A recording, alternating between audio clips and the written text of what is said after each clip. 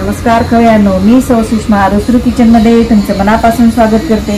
श्रावण मास सुरू होतात, चाहूल लागते ती नागपंचमीची। नागपंचमीच्या सणाला आवश्यक असतात त्या ज्वारीच्या लाह्या। त्याच लाह्या मी तुम्हाला दोन पद्धतीने दाखवणार आहे। खरे तर ही रेसिपी माझ्या सासूबाईंनी मला शिकवलेली होती, म्हणून मला वाटले ती तुमच्यासोबत शेअर करावी। चला तर मग सुरुवात करूया। त्यासाठी एक छोटा फुलपात्र आहे, तेवढं मी ज्वारी घेतलेली। आपल्या घरी जी असेल ती ज्वारी घ्यायची, 2 पाण्याने स्वच्छ धुवायची।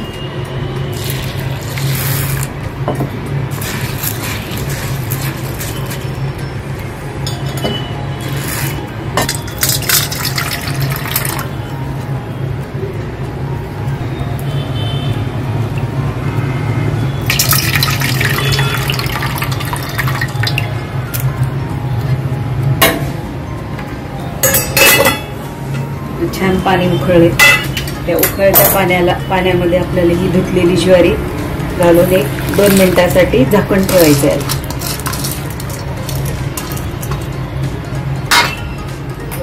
अगदी 2च मिनिट याला झाकून ठेवायचं। ते हलवून घे, झाकून घे।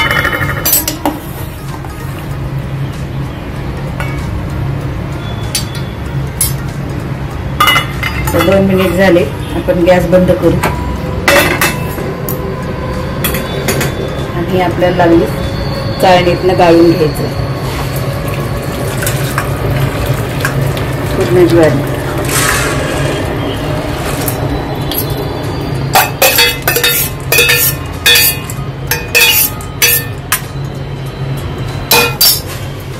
गाळून घेतली, लागली गरम असताना आपल्याला एका सुती कपड्यामध्ये बांधून ठेवायचे। स्वच्छ पांढरा सुती कपडा त्याच्यात गरम असतानाच बांधून ठेवायची।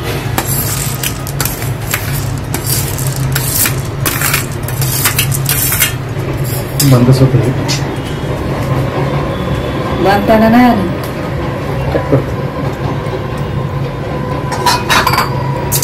हे 2 तास झाले त्याला बांधून ठेवू, आपण पुरचंडी सोडू।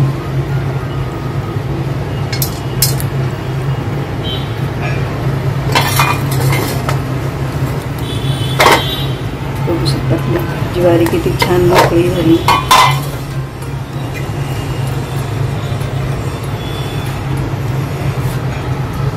आणि त्याला अर्धा तास अशीच पसरून ठेवायची।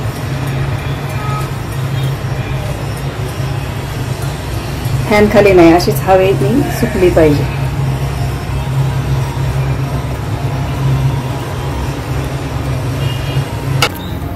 आपलं हे अर्धा तास झालाय असं सुकून।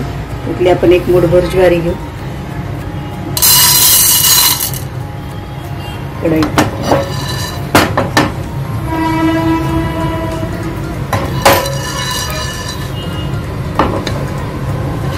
कपडा घ्यायचा, कपड्याने त्याला फिरवायचं।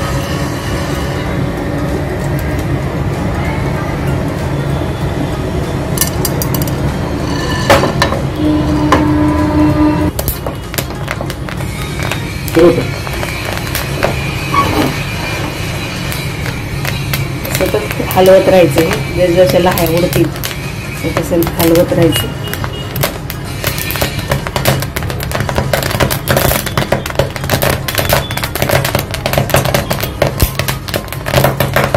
तुम्हाला 2 ट्रिक दाखवल्या मी, लाह्या कशा फोडायच्या। तुम्हाला गरम वाटत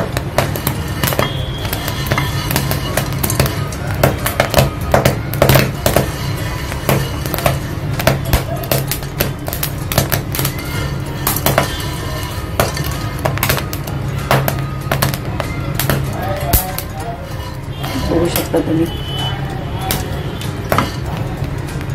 आवाज कमी झाला, गॅस बंद करू आणि आहे त्या हीटवर राहिलेले आपले दाणे लाह्या तयार होतील।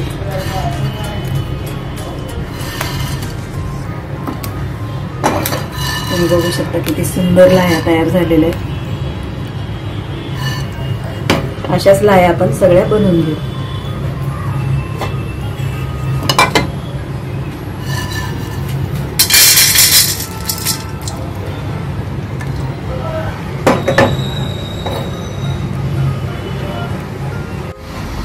अवघ्या एका मापामध्ये एवढ्या सगळ्या लाह्या तयार झालेल्या आहेत. या लाह्यांपासून आपण फोडणीच्या लाह्या तयार करू शकतो, विविध पदार्थ करू शकतो. त्या लाह्यांपासून आपण अवघ्या या मापानेच मी हे लाह्या बनवलेल्या आहेत. या लाह्यांपासून आपण फोडणीच्या लाह्या बनवू शकतो आणि कधी दुपारच्या वेळेस पण खाता येतील. जर तुम्हाला ही लाह्याची रेसिपी आवडली असेल तर एक लाईक जरूर करा. नवीन असाल तर सबस्क्राईब करा. धन्यवाद.